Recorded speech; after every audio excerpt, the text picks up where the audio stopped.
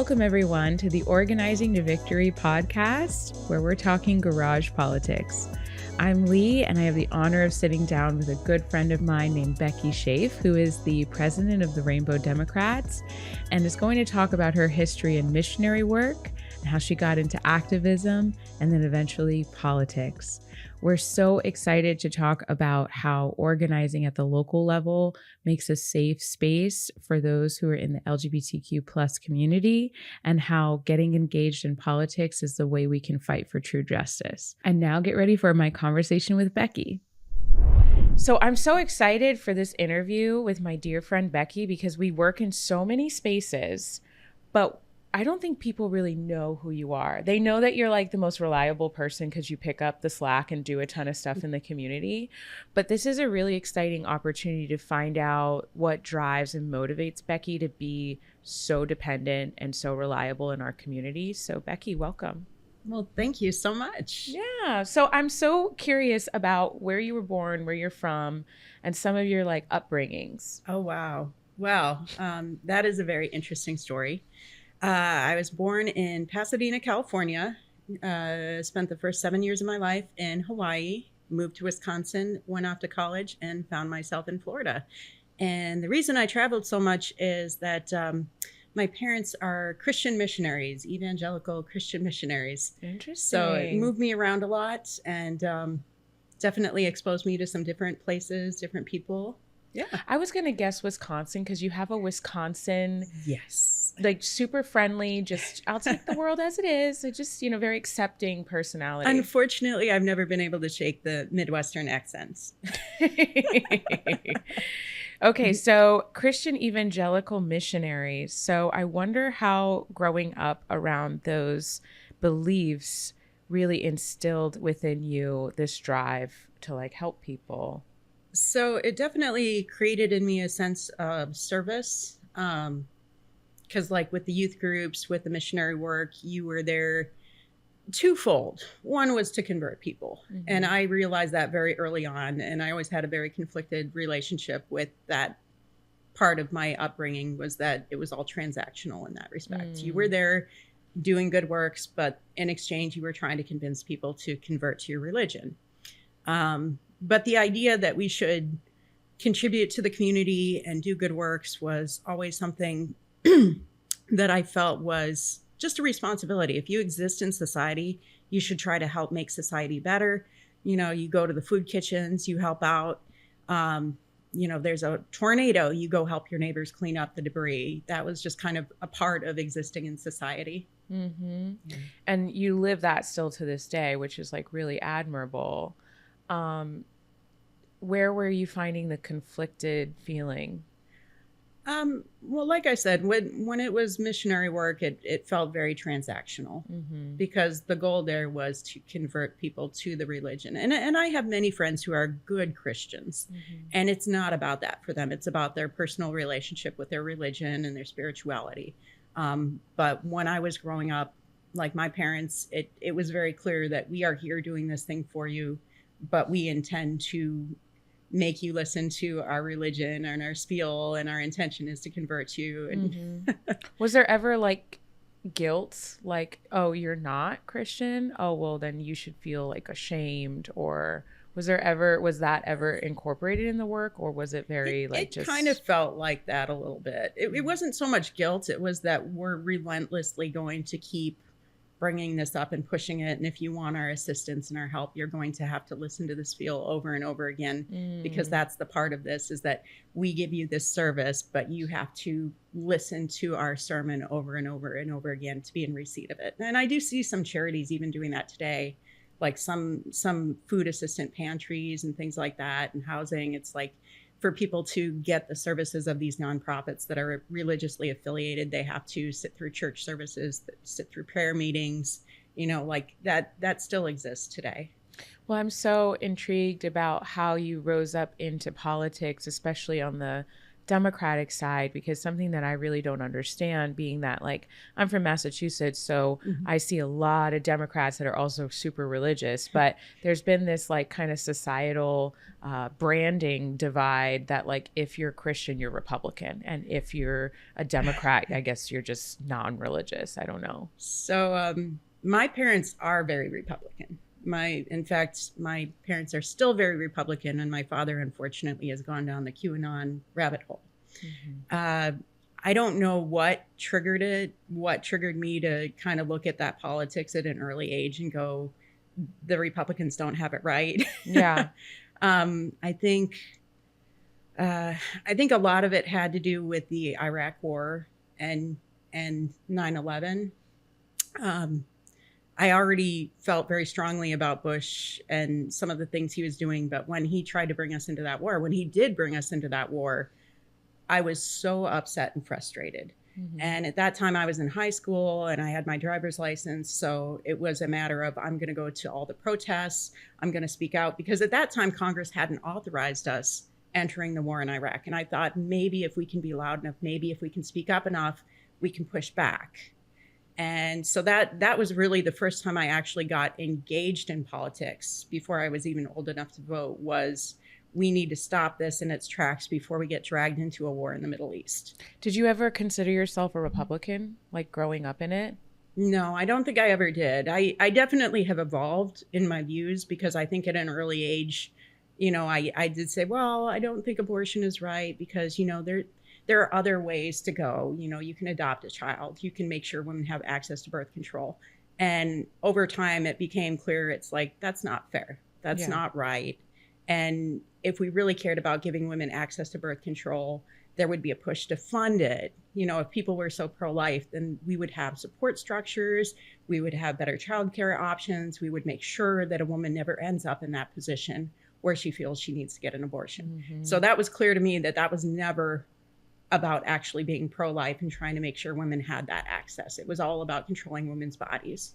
So as a teen, you're getting more and more vocal because you want to like strive for peace and justice, but you're seeing our government do the opposite. And our government at that time just so happened to be Republican. So where did your activism kind of grow from there?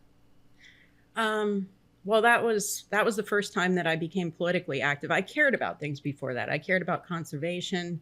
I cared about world peace. I started paying attention to things like that at a very early age. For instance, on one mission trip in Mexico, we were there building like a school, a cinder block school, and it was in one of the dumps. I don't know how else to describe it. It was like a slum in a dump where literally the houses were made out of pallets and corrugated steel. And I remember they were all working on building the block structure, and I couldn't have been more than 8 years old at the time, maybe 9. And I was eating my little paper lunch sack meal, peanut butter jelly sandwich and an apple. And I remember eating my apple, and I don't like to eat up against the core. So I just threw it on the ground because we were in a dump. Everything was trash. Why not? Yeah. And this little girl from a crowd of kids that I saw standing off in the distance ran up and grabbed the apple core. And I was mortified, and I felt so ashamed because I couldn't believe that I was so ignorant to the fact that these people were literally starving. And so from even a very early age, I was aware of the, the inequality and injustice in the world. And I wouldn't describe it as political at that time. It was just a humanism, this deep sense that everybody deserves dignity and respect and the basic necessities. So yeah, that was kind of what started it for me. And then as I got older, I did start to tie in the political ramifications of what happened. It's very beautiful that you had that very dark experience, but it kind of woke you up. Absolutely. Because I guess sometimes I get confused how people that sometimes self-proclaim as Christian can look at suffering just very blatantly. And almost find a way to use their Christianity to justify that inflicting that pain is okay in the name of God. And it gets very confusing to me in my head. My father was a pastor, but he like beat my mom with the Bible and like, was very abusive to my family. So it always just still to this day, so confused how you can preach peace and love and joy. Like the Bible is actually in many ways very beautiful. But at the same time be just so calm around so much pain that seems like the opposite rhetoric. Yes. And I do believe that that can happen with anybody, whether you're Christian or not. You can take on this persona of being I am righteous, I am doing the right thing for society, for the world, and yet your actions don't carry that out. And but I do believe that a lot of people who espouse to be Christian nationalists, specifically those within the Republican Party, they do that. And I've had these conversations with my own parents as much as they're willing to communicate with me. Sometimes they'll just shut down and refuse to have the conversation. But I'll be like, when I was in high school, I did Meals on Wheels. And my parents were so proud of me for doing that. They were so proud.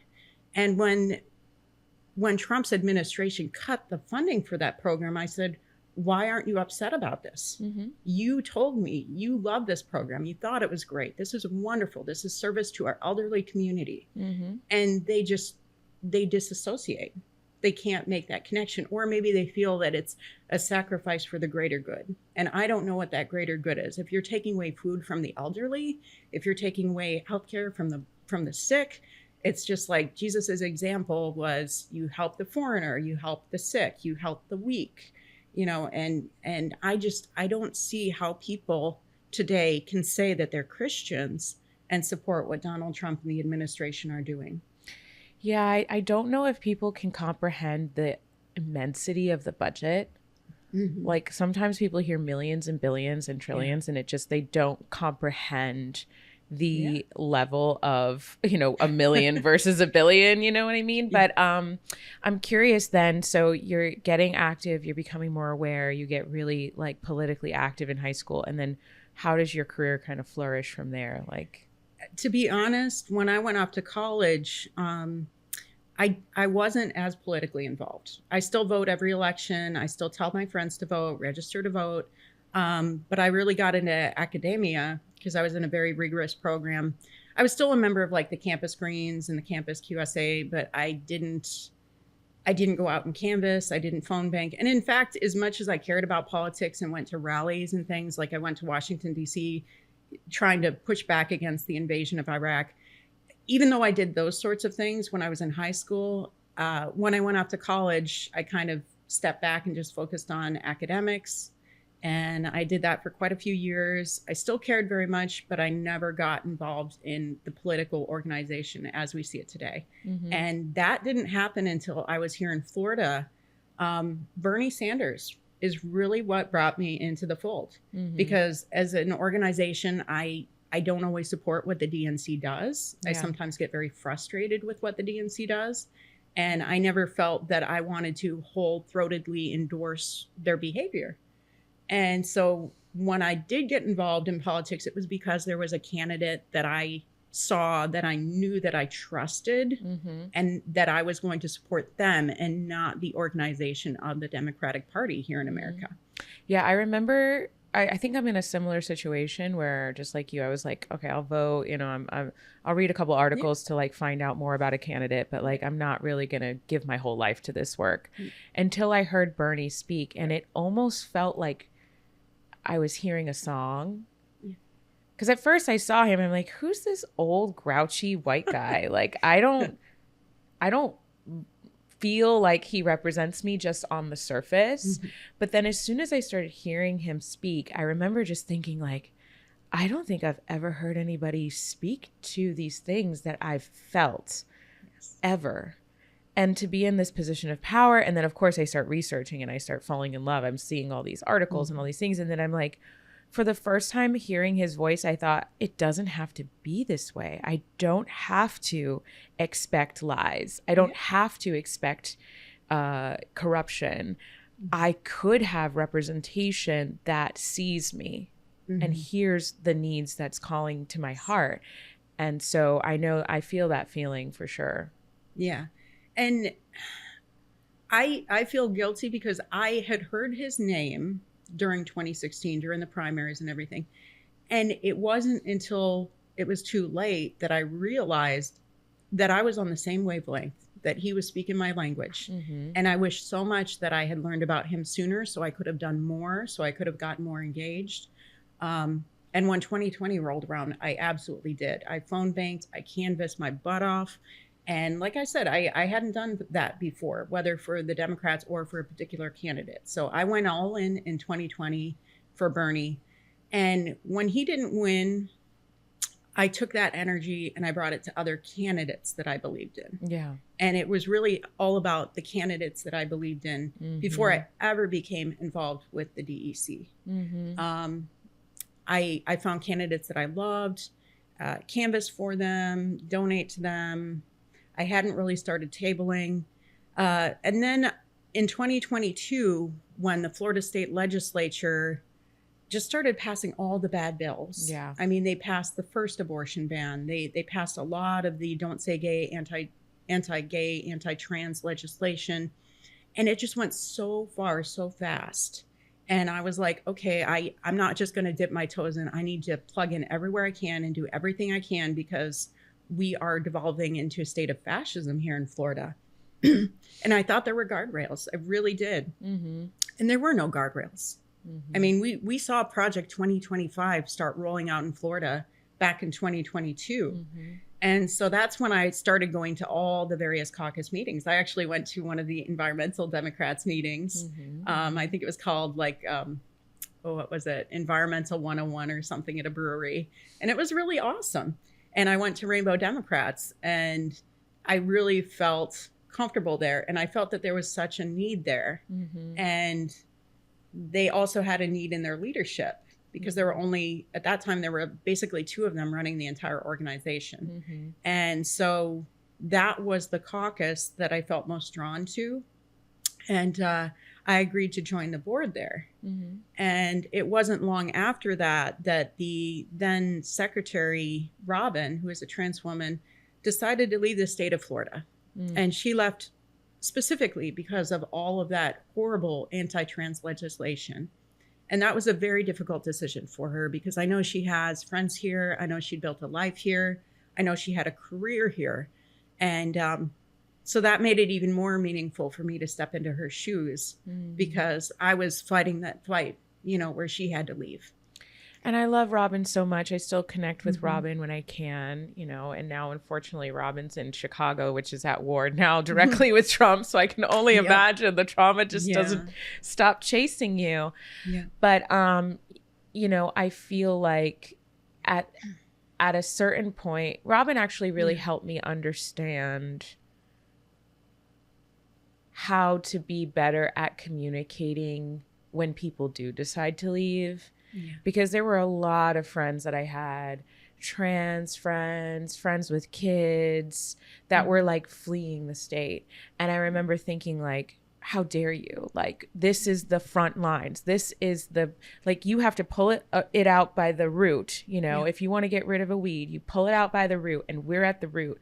Like, how dare you? But I just remember hearing Robin talk about how not everyone has the privilege to be able to leave, but for some people it's life and death. And you can't inflict this idea that you have the privilege, that everyone has equal privilege to be able to fight this fight, which just made me just accept that I'm going to lose some friends in this fight, because they have to flee to survive, and in that you have to take the reins and fight the fight for them.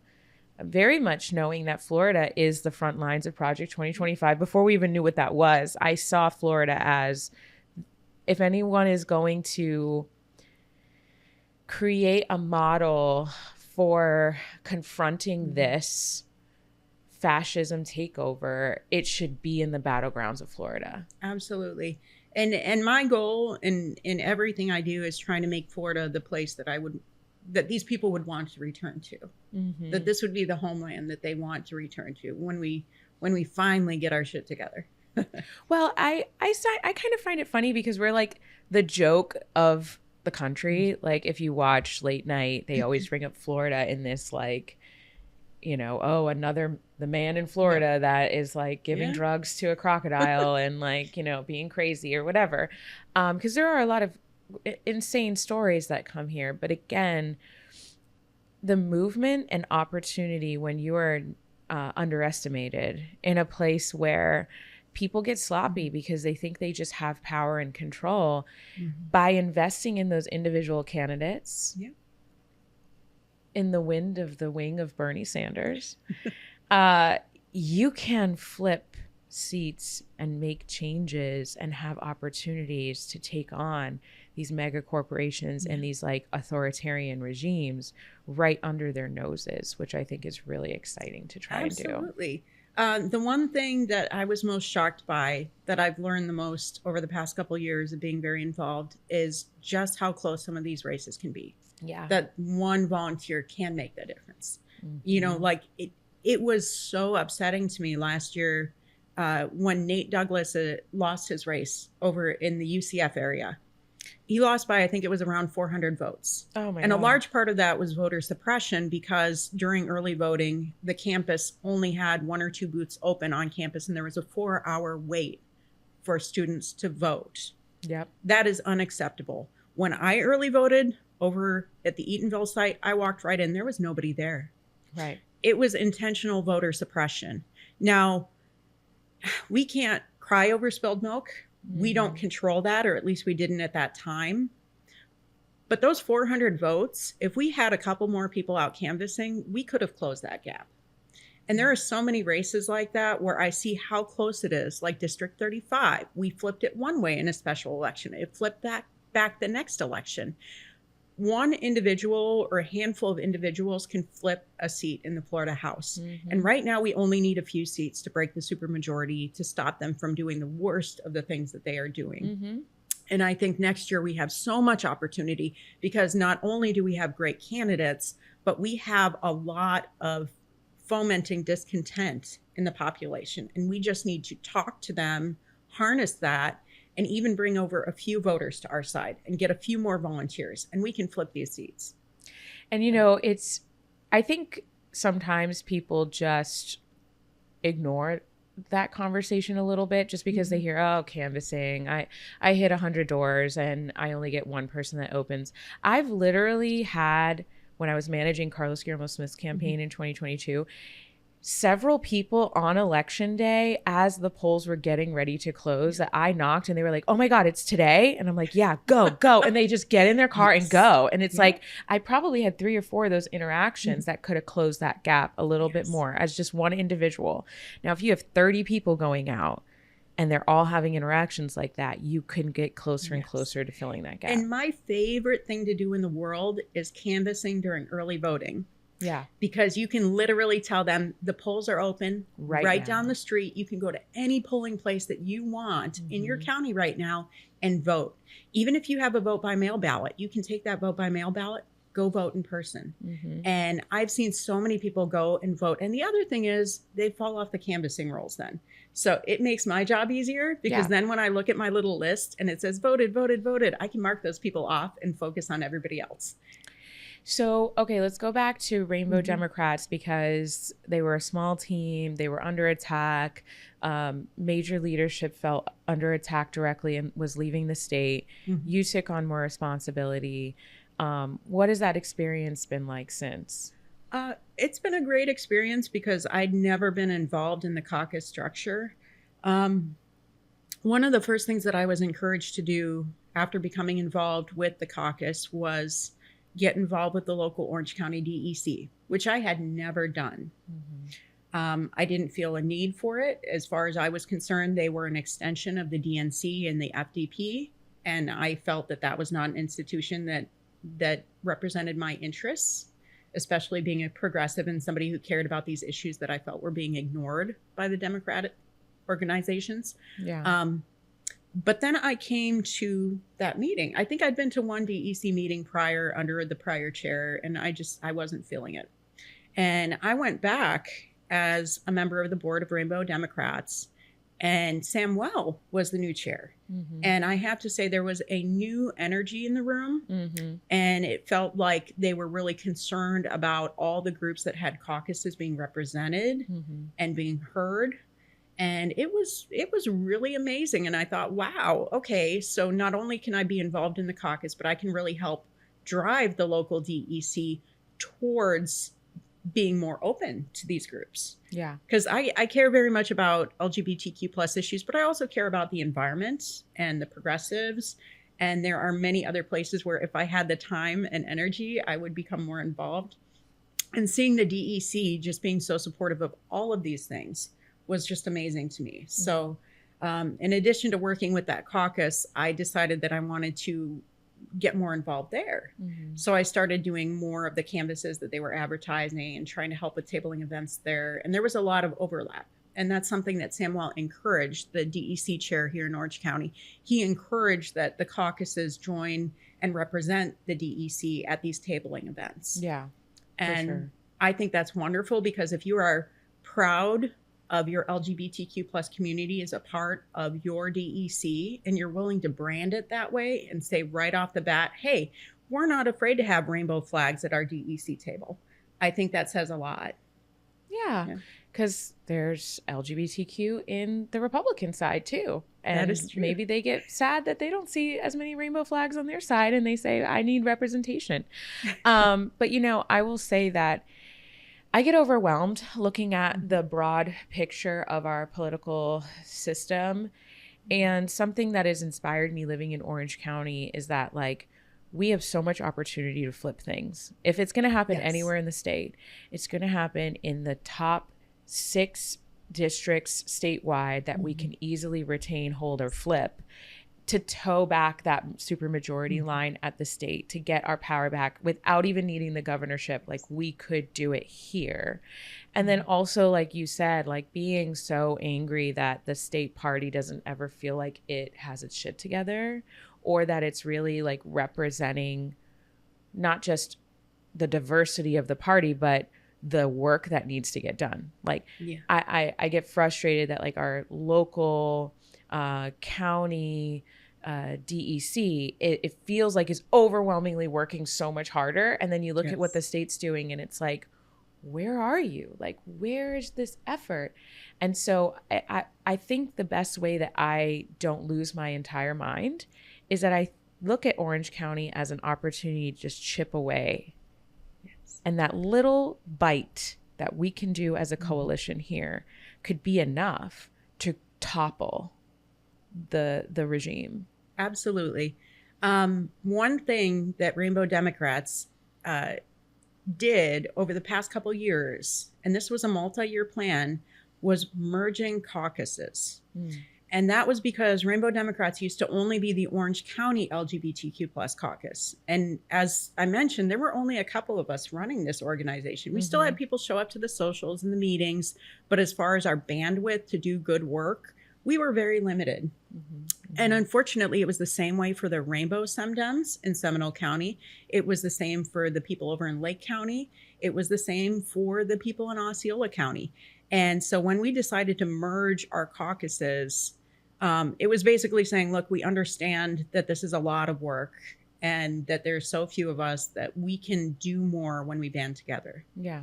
And so we did that. We actually formally revised our bylaws in March of this year and merged our caucuses. And that gave us an amazing opportunity, because as much as I understand that Orange County is the center of this fight, state legislative districts, they don't stick to county boundaries. Yeah. When we lost Nate's seat last year, it was bordering Seminole County. It was drawn, it was redistricted in 2022 specifically to incorporate Oviedo, which is a bright red spot. And they knew what they were doing. They were trying to dilute that seat. Carlos had held that seat as a Democratic seat before that redistricting. Of course.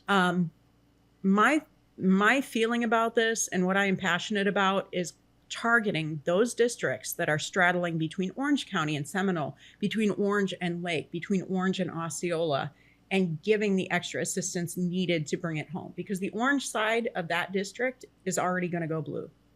We need to fight for the other portion of that district that's in solidly red territory.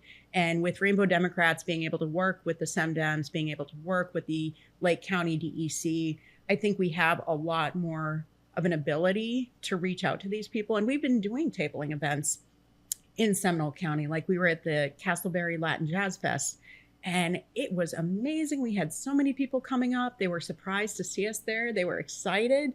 That's a community we really need to reach, because there are so many Latino people who could be voters and aren't, or they are voters, but they're just not engaged. Right. So we had some wonderful conversations. We were at Eustis First Fridays 2 days ago. That is a very red area. And you know what?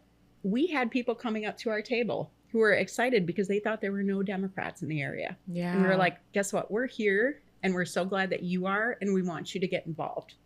And that's the work we need to be doing, because that's the only way we're going to win these swing districts where we are bordering a county that thinks it's red or that's purple, but everybody's kind of resigned to the fact that it's going to go red. And we just need to change that mindset and say, no, this is a winnable county. You can be part of this fight. Yes, I realize that the neighborhood you live in is Trump country, but you can help us swing this district. I mean, Barbie, who was running for Congress, like did surprisingly well with no team and no help in an area that was overwhelmingly red. And I think she had similar sentiment of like, people were just shocked that I was even running and showing up and speaking out in general. So she got some unexpected support, even from Republicans. So. And I think she has an amazing opportunity for next year. She also, her district goes down into Winter Garden. I don't think people realize that. Because there are solidly blue portions of her district that don't even come out to vote for local elections because they think that their only representation is ever going to be Daniel Webster. Right. And it's like, that's a false statement. Like, if we could just get these Winter Garden people turning out and some of the South Apopka people turning out, like there's so many people in that district that don't come out to vote because they've only ever known Republican representation, and they didn't think that it's a possibility. And it's not only a possibility, I think it's a very real win for us. We just need to talk to these communities and make sure that they're not sitting there in this hopeless, depressive state thinking there's nothing they can do. Right. So I'm curious though, because with the consolidation of the region, I see it benefiting strategically.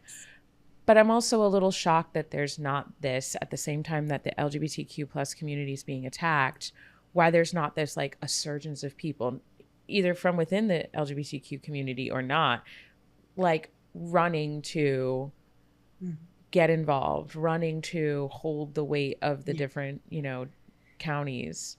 I don't completely understand it either, because I feel like if you are under threat, you would fight back, right? Fight or flight, and I see a lot of people buttoning down the hatches.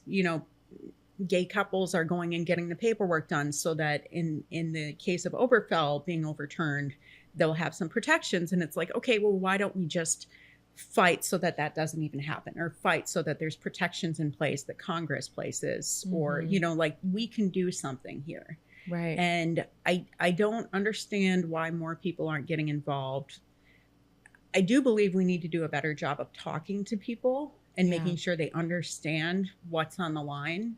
And I think many of them do, but they don't realize that they could play a part in stopping it.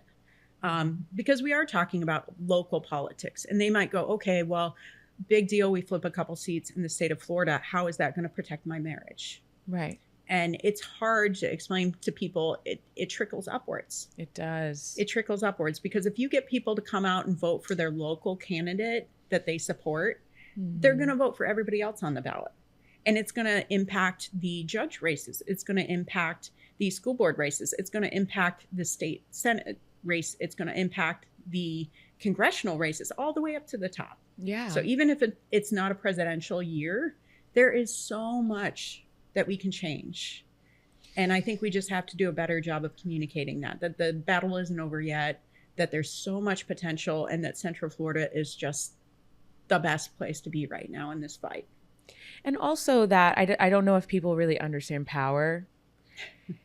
There is an affordability crisis, and it is like kind of, I have to always remember, like it is a privilege to have the time, because I don't have kids, and, I have a job that pays me enough so that I don't have to struggle as hard.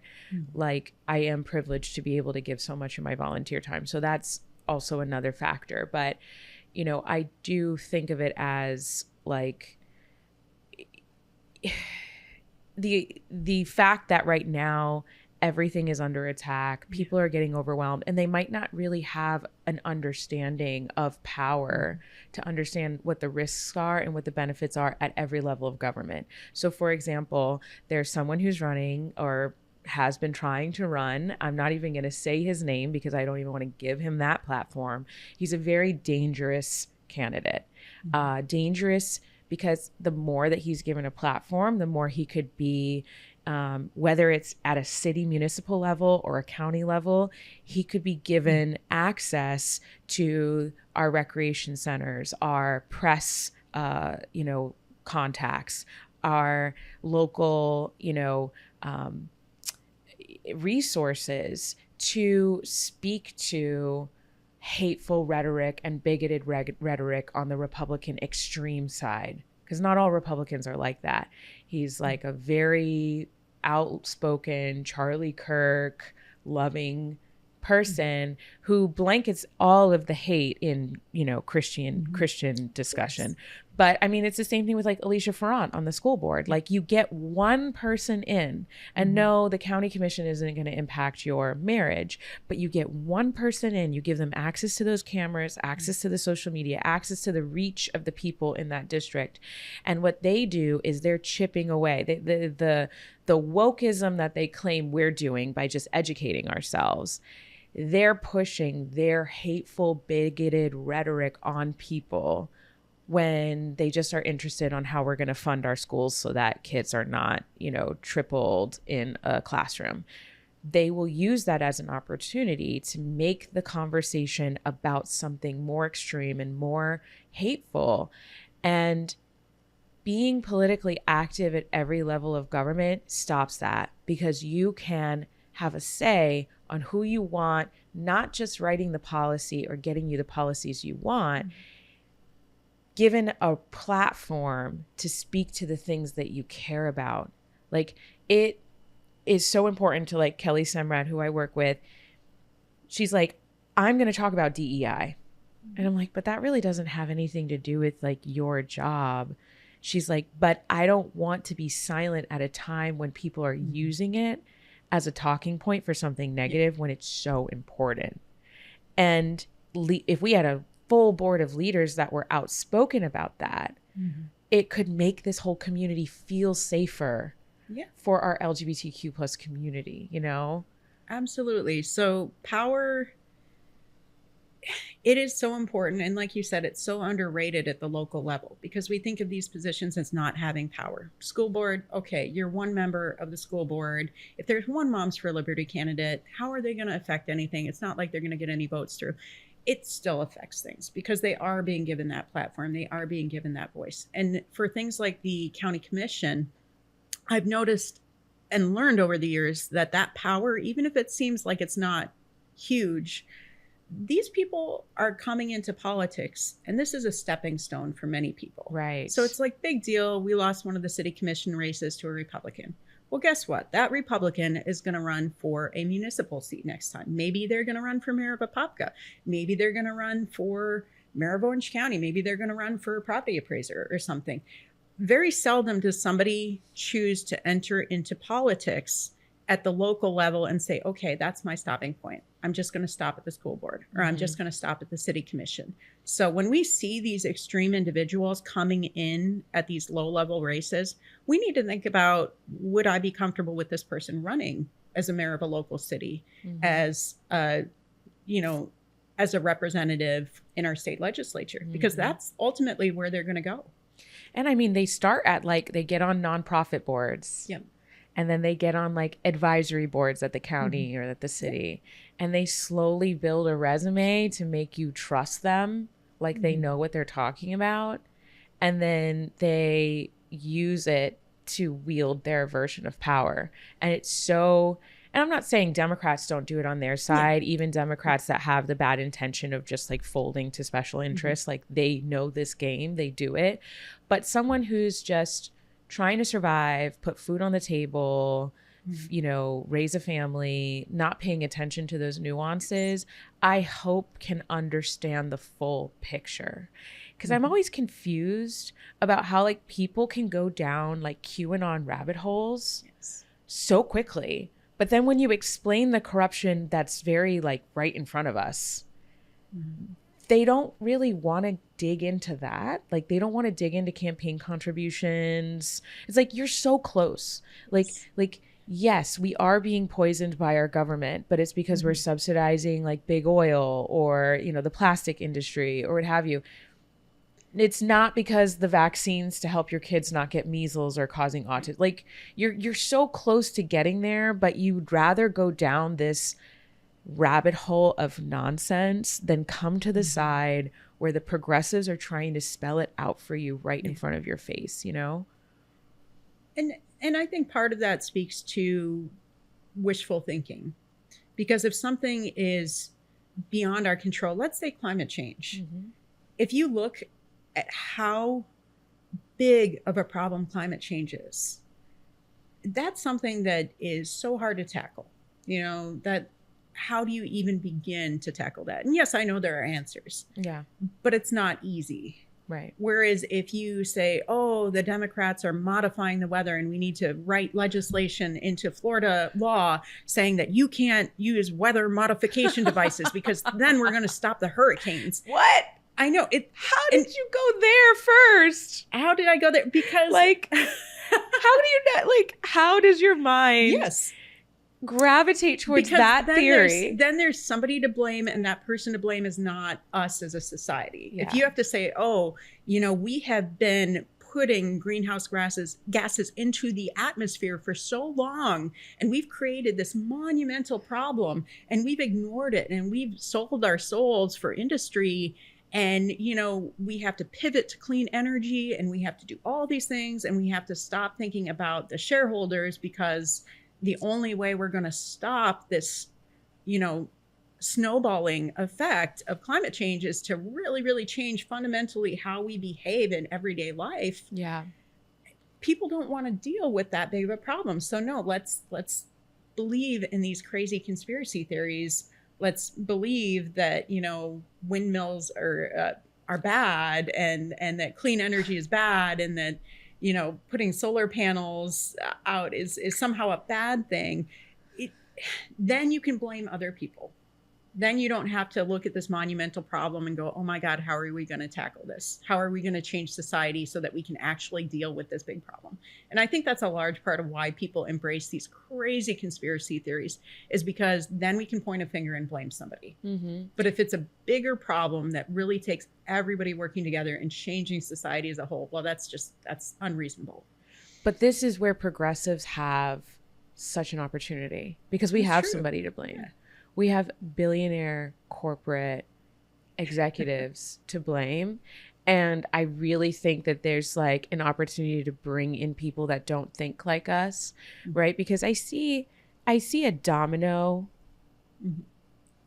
impact of how issues are going to bleed into each other with like immigration right now. Attacking migrants is an easy way to start chipping away at the LGBTQ community, because the same rhetoric, if said enough, can then start to bleed into, you know, the fight with healthcare. Like you said, they're trying to say that right now Democrats are shutting down the government because they want to give access to healthcare to migrants. But then you're saying, well, no, actually, there's also a huge part of that where, you know, trans people are going to lose their healthcare too. And it's actually, so I can see the domino where all of that is going to bleed into each other, so that rights are just systematically chipped away from each demographic of person. And that reference to the bill that's before Congress, that wasn't even talking about the healthcare that the Democrats are trying to restore. Those were riders added by the Republicans specifically targeted at taking away trans healthcare. So that was an intentional addition that has nothing to do with the budget. It in no way helps the budget. It in no way helps the deficit. It was just cruelty for the sake of being cruel. And they put it in there because they know that right now nobody's going to talk about that. Right. That's not a priority. And it's so, this is where I get whiplash as a Democrat, because to me, it's so low hanging fruit to just be unapologetically, I am pro healthcare and human rights for all. The Constitution, if you are a citizen, you get healthcare, period. Trans people make up 1% of our population, but guess what? They're citizens. And I love my Constitution more than you. You know how everyone wants to claim rights to patriotism through the Constitution? Well, we can be the ones who unapologetically embrace those talking points. But instead, there's this skirting and fear and what's polling and what. And it's like, let's just. I think part of why people are turning their backs on the Dems right now is because Trump is unapologetically Trump. And we do not like this wishy-washy, we're the righteous ones, but we won't be outspoken against all of the human rights abuses or all of the, you know, restrictions that we're also kind of low-key okay with on certain demographics within our community. And it's like the Democrats, I don't know who their consultants are, but are missing low-hanging fruit to really, truly unite us right now by being brave and unapologetic in equal rights means equal rights, period. Absolutely. I don't understand it either. I don't even think it should be about polls. If we truly say that we are the party that believes in human rights, that will represent minorities, whether it's racial minorities, whether it's ethnic minorities, whether it's the LGBTQ plus minority community and the subset of trans individuals within our community, if we are the party of human rights and equality, diversity, equity, and inclusion, we need to embrace all of these fights. Right. And like you said, it's not like that has to be the main thing that we talk about, because there's so much right now. Healthcare is such an important thing. Affordability is such an important thing. Housing is such an important thing. And I realize that in our messaging, we need to put things at the forefront that are going to be widely popular. But I don't believe we should ever back down from everything else that we say we believe. And I think, at least what I'm told, when I'm told to behave and get in line and support the party and not to speak out, is that at the end of the day, we need resources. We need funding. If the most important part is to win. And I understand we don't want to disenfranchise our donor base too.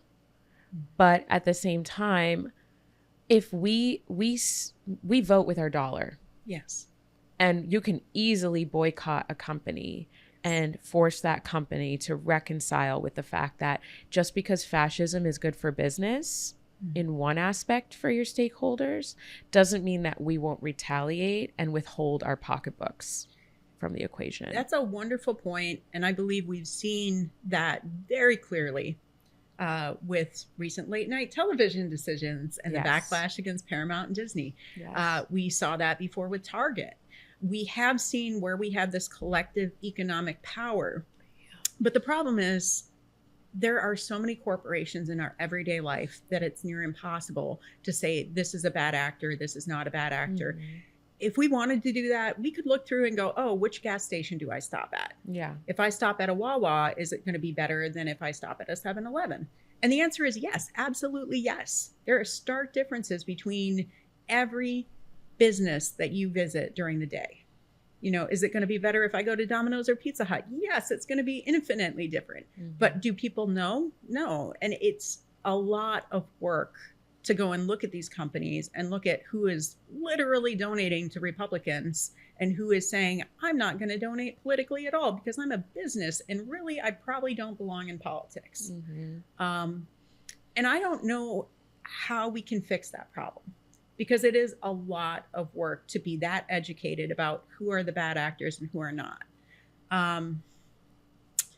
As far as funding, you talked about how we need to make sure that our candidates are funded, but at the same time, it's hard to do that without taking corporate money. I believe we really need to embrace Bernie Sanders' philosophy of the small donations, the grassroots donors. You start by asking for $5, $10.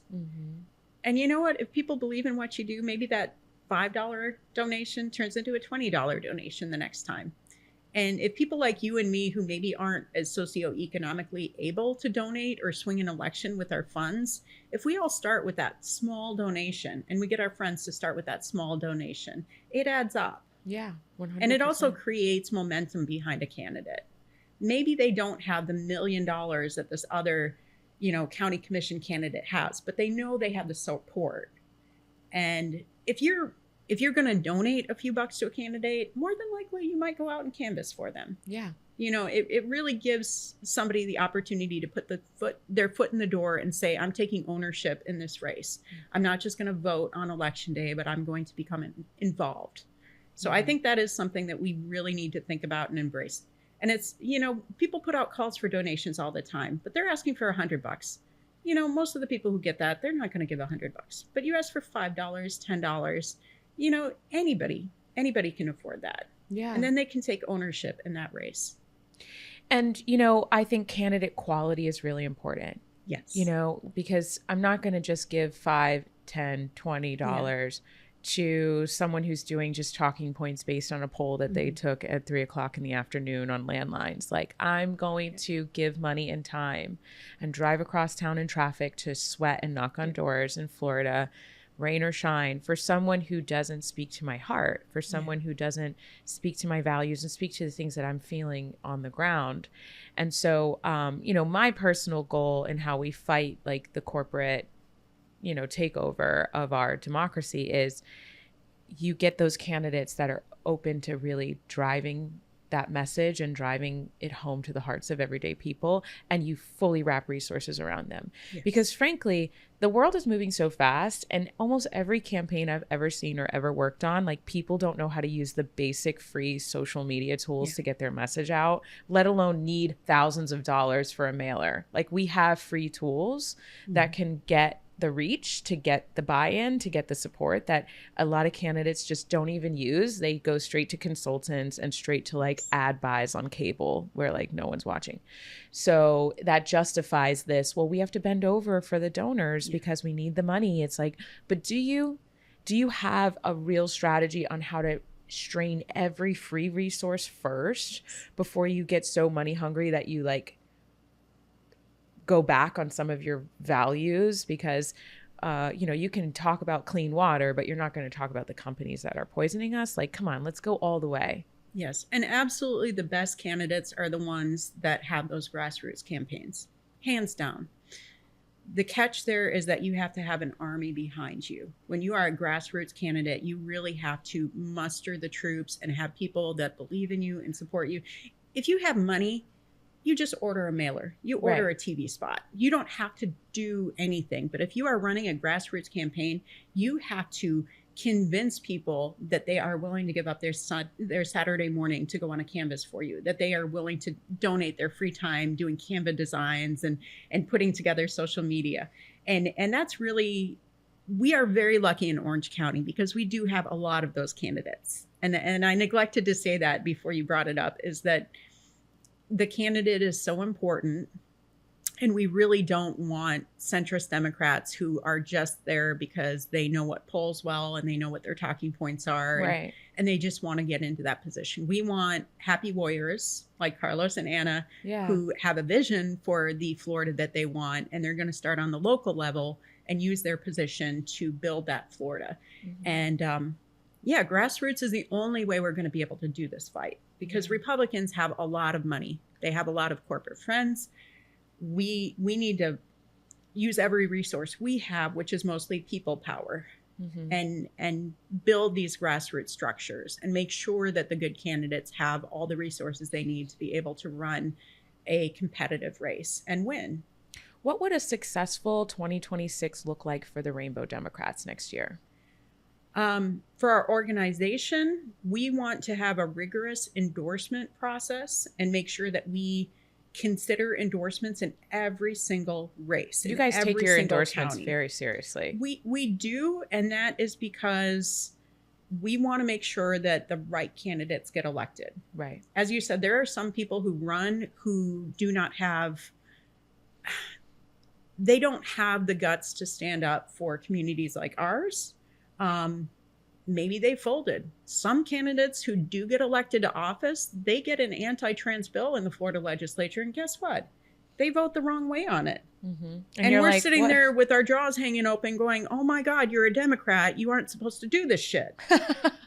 And so When we do our endorsement process, we have the opportunity to look at these candidates and go, maybe you're not the right candidate, or we're going to withhold our endorsement because you don't deserve it, because you proved to us that you aren't going to live up to these values that you said you were when you filled out our questionnaire. And you put it in the back of the minds of someone who might be with you before going up there.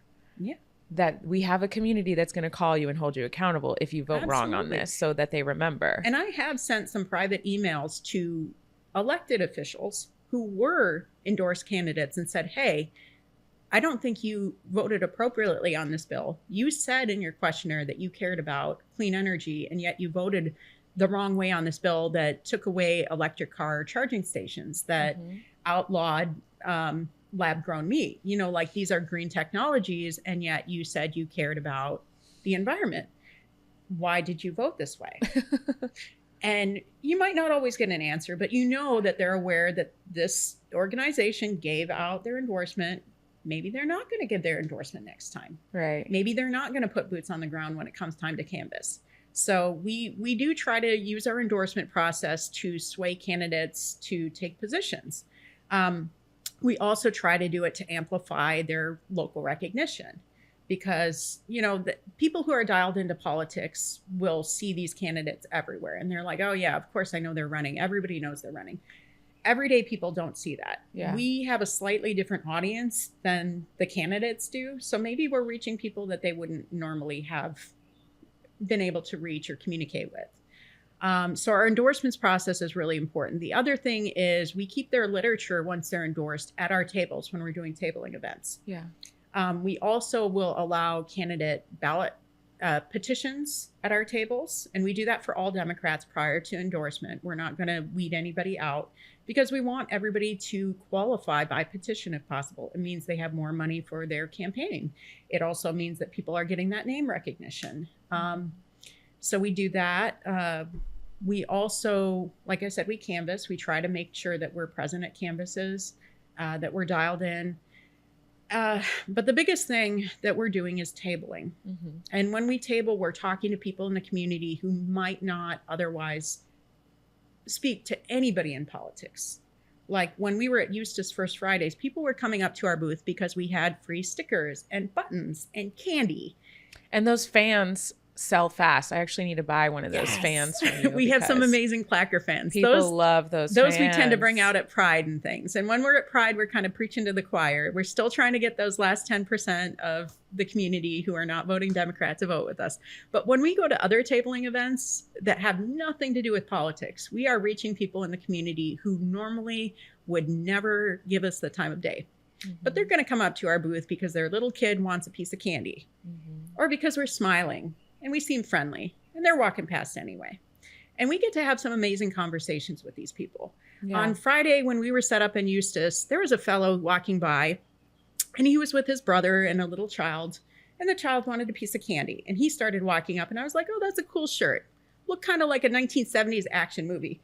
And he's like, oh, thank you. And he turns around, and it's a gun club shirt. I was like, oh, that's interesting. And he's like, yeah, I'm a really big supporter of the military.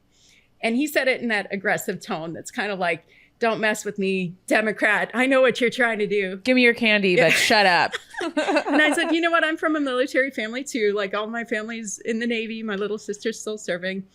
And we got into a conversation and he goes, so you're all about healthcare. And I was like, yes, that is so important to us right now. And his brother, who's standing right there, has had lifelong healthcare issues. And he'd literally been in the hospital with sepsis on the verge of death for the longest time. And they were dealing with the medical bills. And they're scared to death because they know that they're about to lose access to healthcare through what's going on right now.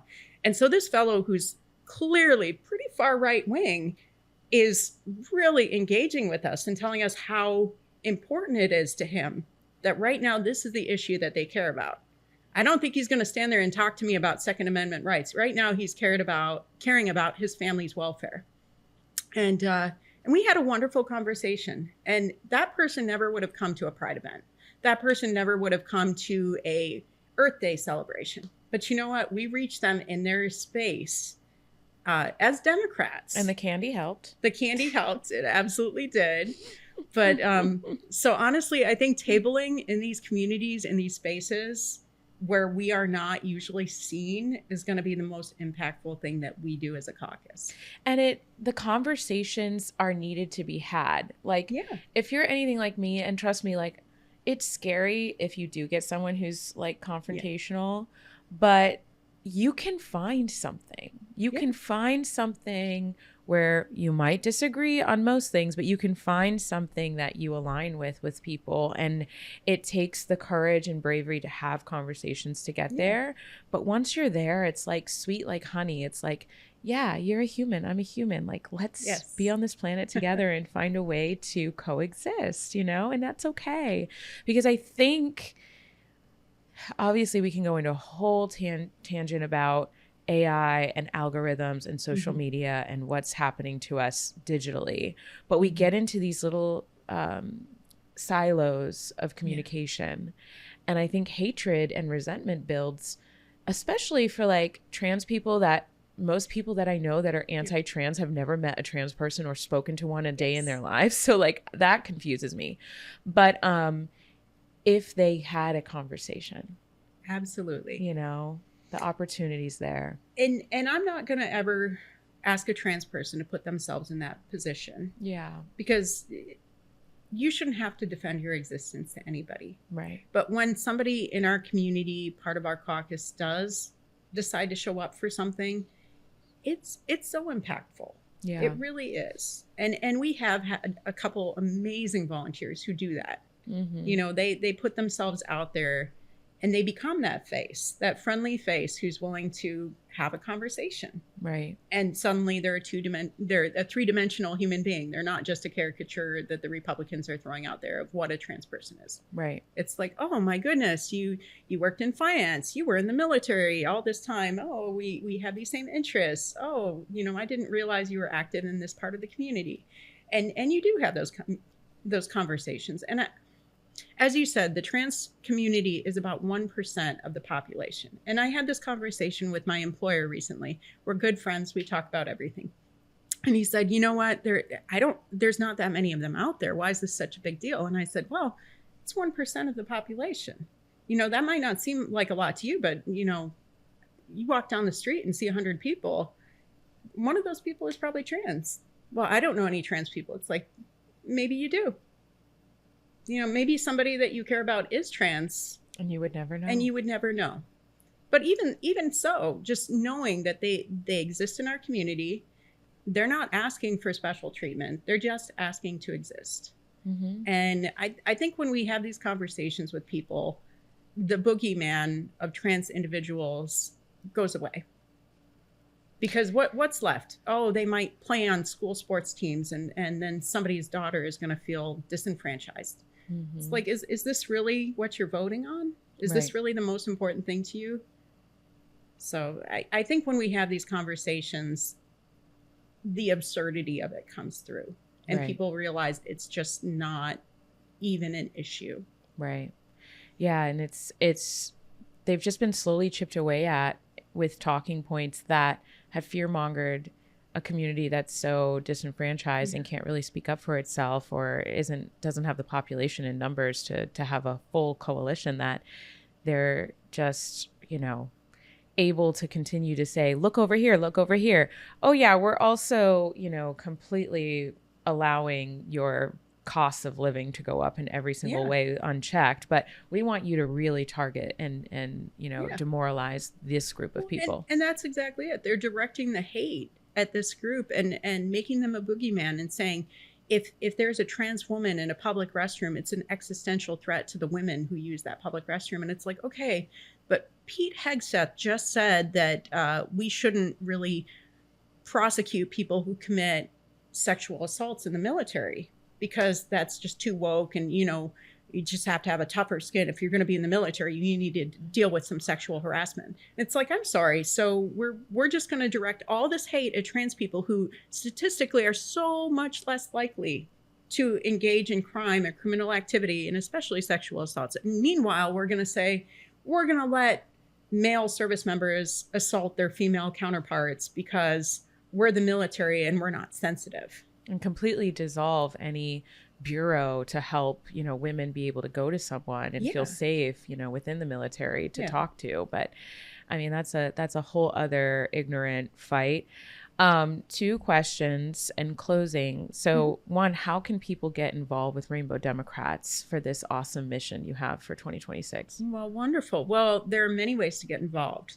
If you want to truly be involved, become a member. It costs $25. I think it's $12.50 if you're a student. But we ask that you only become a voting member if you're actually going to attend the meetings. We have to make quorum. We do have an associate member tier, which costs the same amount, but it means you don't have to be present at all the meetings. Follow our social media. We're on Facebook, we're on Instagram. Everything we do is posted on social media, so you'll see all of our upcoming events. We also have an email listserv that you can sign up for on our website, which is rainbowdemocrats.org. And you will see every time we post a canvas, every time we post a tabling event. We are tabling at Apopka Pride this weekend. We are tabling with Come Out with Pride and Walking in the Parade on the 18th of October. We're always doing something. We do Eustace First Fridays on the first Friday of every month. So we have a bunch of things we're doing. And as we go into 2026, that list is only going to get longer. And we are going to need as many warm bodies as we can get. You don't have to have any formal training. If you are at a table, you can literally just sit there at a table and offer people candy. Just remind them that there's an election. Ask them if they're registered to vote. It is so easy to table. Yeah. If you're not comfortable with canvassing, or if you physically cannot canvass, tabling is absolutely the way to go. But it's so, like, from a branding standpoint, important to continuously see that logo everywhere, because people are like overwhelmed, like, God, you guys are everywhere. And that's something that I've only recently realized. So we got ourselves a button maker recently. I noticed. And I made a ton of these Rainbow Democrats buttons, and we've been giving them out for free. Yeah. Because people love free stuff. Yes, they do. And we are getting Rainbow Democrats buttons out in rural red Lake County. We are getting them out in Seminole County, all throughout Orange County. We want to make sure that people recognize the name Rainbow Democrats when they hear it. And maybe it will make them more inclined to become involved or to attend one of our events. So we are starting to think about branding in the way that actual organizations and businesses do, which is not something we've really done in the past. Saturate the content creation. Absolutely. And, you can also just donate. Yeah. Like if you don't want to just be a member, you just want to financially support all these awesome buttons and merch and just the capacity to continue to feed volunteers that are tabling all day in the heat. Like, you can do that too. And then my last question that I ask every guest is, this work is really hard. It takes a lot of emotional strain. What is something you do to like replenish? Like, what is it could be a hobby. It could be something like a mantra or. I don't think I do any specific thing, but sometimes I do take a step back. When you try to do a lot in politics and activism, it can become overwhelming and you can burn out. And we want everybody to get involved, but the worst thing in the world is for somebody to get involved, jump in with both feet, and then burn out. Right. So what I do and what I think others need to do is just when you start feeling that exhaustion, when you just feel like you can't take any more on your plate, don't sign up for something next week. Make sure you have a couple days where you're not doing anything at all. And maybe you catch up on laundry. Maybe you read a book. Maybe you catch up on a little bit of sleep. Take some naps. It doesn't have to be a specific thing. You just sometimes have to take a step back, and then you get right back in the fight again.